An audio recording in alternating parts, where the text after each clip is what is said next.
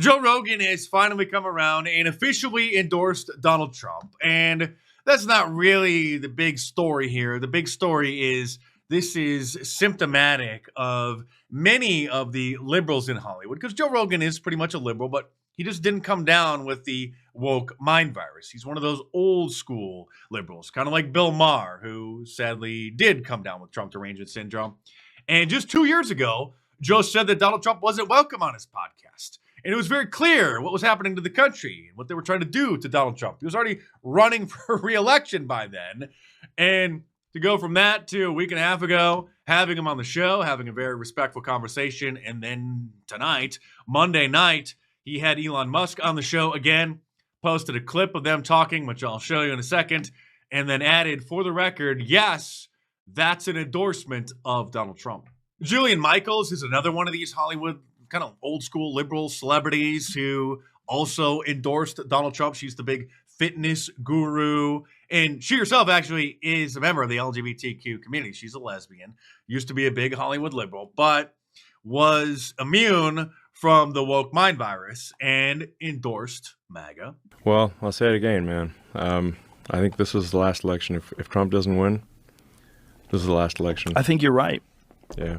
I think you're right. It's the last one that we'll actually be able to influence, because there's going to be so many 30 plus million illegal aliens that are going to be granted amnesty, that are going to be sucking off the Democrats' teat for the rest of their lives and the rest of their children's lives, grandchildren's lives, that it would be generations before the Republican Party were to have any hope of getting into power again. People, and a lot of people are waking up and realize that have been lifelong Democrats. Guys like Bill Ackman, guys like Chamath. Yeah, exactly.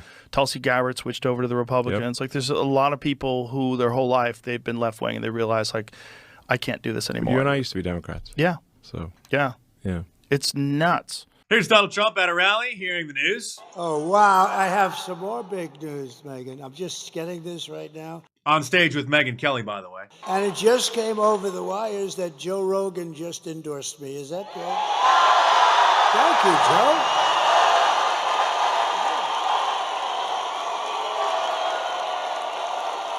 That's so nice.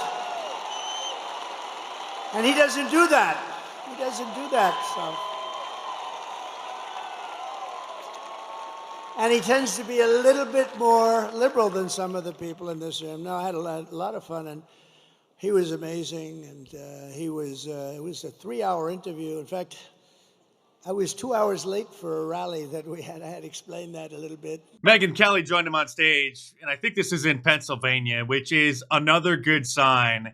Not that Joe's endorsement or Megyn's endorsement is, going to move the needle all that much, but it's a reflection of how many who were center left or kind of liberal, old school Hollywood liberal types are just tired of the communist takeover of that party and of our society. Megyn Kelly is here, and she's doing.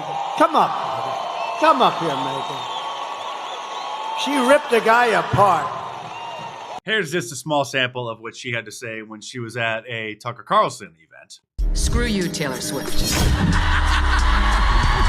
That's how I would like to begin. But she says the reason she's voting for Kamala Harris is because of Tim Walz's LGBTQ stance. Do you know what Tim Walz has done on the LGBTQ front? I won't take up much of your time, but I do want to tell you the main reasons I am voting for Donald Trump.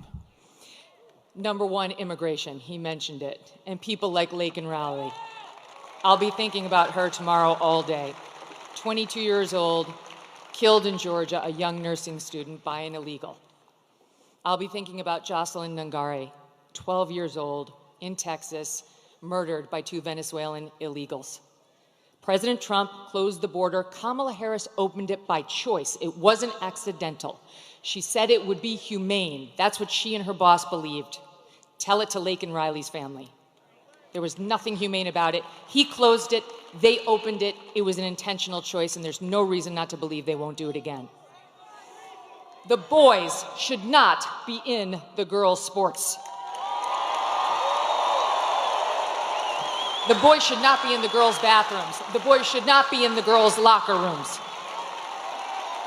And by the way, they are going into the women's prisons. She changed the law in California to make sure the taxpayers would pay for their sex change operations. She was not just following the law, she changed the law. President Trump will stop it.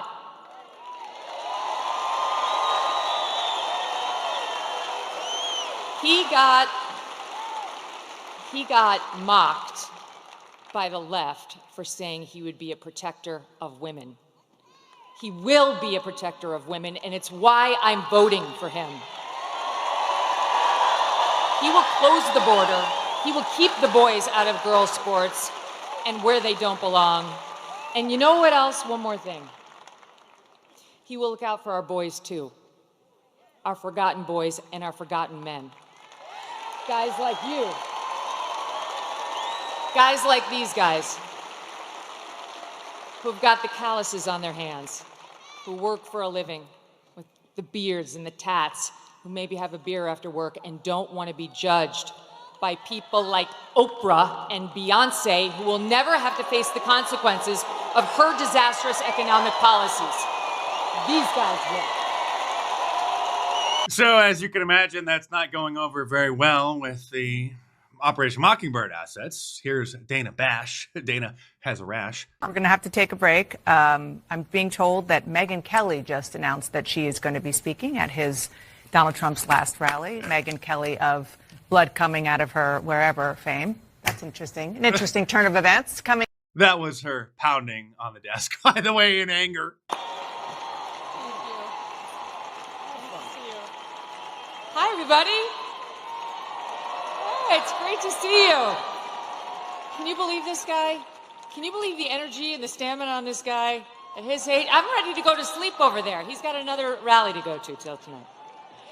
And Kamala Harris spent all day Monday in the key swing state of Pennsylvania. And if you don't get out and vote, then you personally are going to be liable for subjecting us to 4 years of this.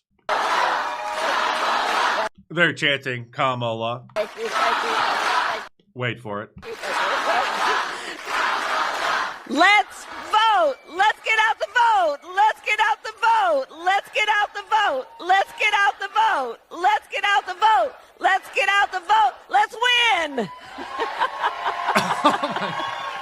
At this point, if everybody who says that they support Donald Trump actually gets out and votes, or at least mails in their ballot by tomorrow, or drops it off at a polling place or in one of the drop boxes, then we will win. We can overcome the margin of fraud. I have a special video about getting out the vote that I'll post tomorrow morning, Tuesday morning. We can do it. We must do it.